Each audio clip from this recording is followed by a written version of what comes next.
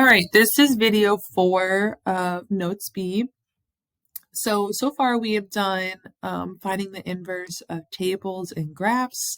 Now we're going to get into how to find the inverse of equations. So this is definitely a little bit more difficult. But the first thing I want to review is what are our steps to solving equations that we learned back in Algebra 1. So in this blank slide, I want you to copy these 5 steps down so we can look back at them. But here are 5 steps to solving equations. So pause this video and type these 5 steps down. Okay, now that we have those, let's go ahead and go to slide 7, and we're actually going to use these steps to help us find the inverse equation, the opposite equation. So I'm giving you this equation right here, y equals 2x plus 6. And I want you to picture this as a piece of paper, and this line down the middle is coming down from our equal sign. So we have 2 sides. We have the left side, which is our y. We have the right side, 2x plus 6. Okay. So this line is going to be like our equal sign all the way down. Now off to the left, I have all of our steps. These are all of the steps that we just listed on slide 6. So we're just going to follow the steps to try to get my inverse equation. So the number 1 rule always for finding the inverse is going to be flipping x and y. So instead of y equals, we're going to put x equals. And then instead of 2x, we're going to put 2y. And then we have our plus 6. So look at what I did for a second. All I did was switch x and y. Right? I just, where y was at, I put an x. Where x was at, I put an y. Now, we're not done. We want an inverse equation, and equations always start with y equals. But right now, I have x equals. So I have got to solve for y. I have to solve for y. I have to get y by itself. So that means I have to get rid of this plus 6. And I have to get rid of the 2 out front. I have to get everything away from it. So we're going to read our steps and see what we can work through to get y by itself. So the first step is distributive property. That's whenever we see parentheses.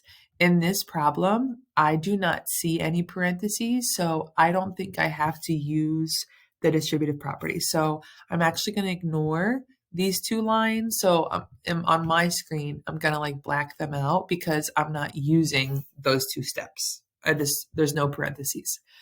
Next one, combining like terms. So you have to ask yourself, can you combine anything together? Can I add anything together? Can I subtract anything together, multiply?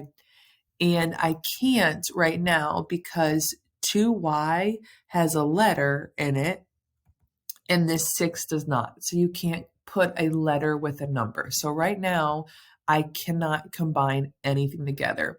How that might look is if you had like plus 10 as well, then you could combine these 2 together. I could do 6 plus 10, but I don't have that. I have a letter and a number. So again, I cannot do this step, so I'm going to black out these next 2 rows because I can't combine like terms and there's no rewrite right now.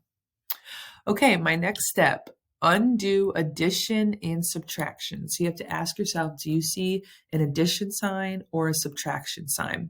I see an addition sign, right?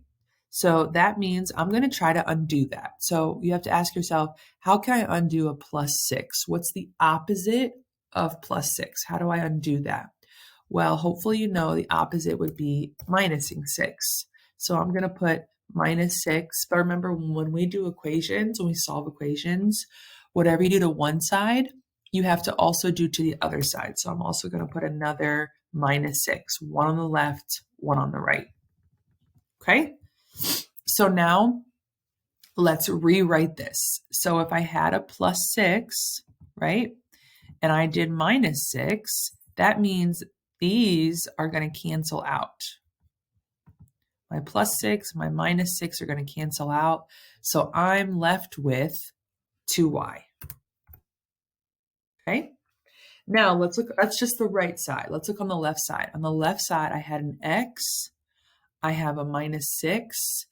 The x is a letter, 6 is a number. I can't put those together. There's no way to do that. X -6, you can't do that. So we're just going to write it out. X -6, that's what I have. I have an x and I'm subtracting 6.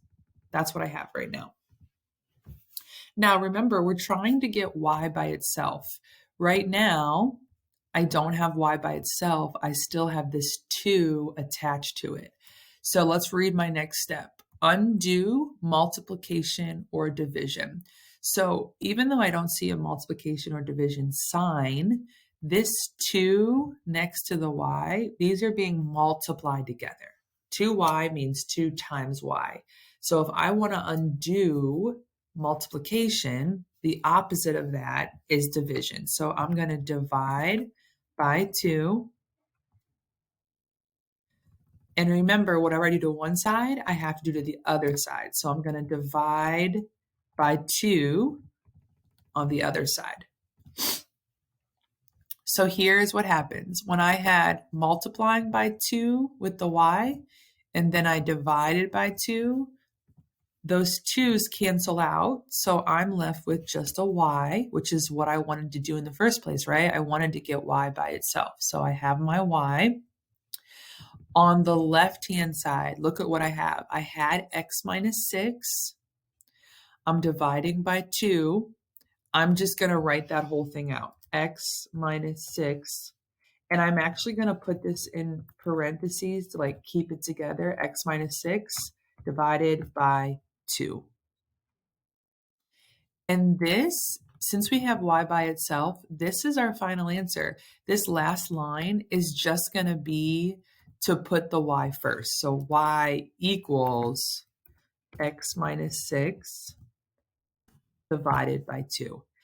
And what we just found the inverse equation of our original. This equation that we started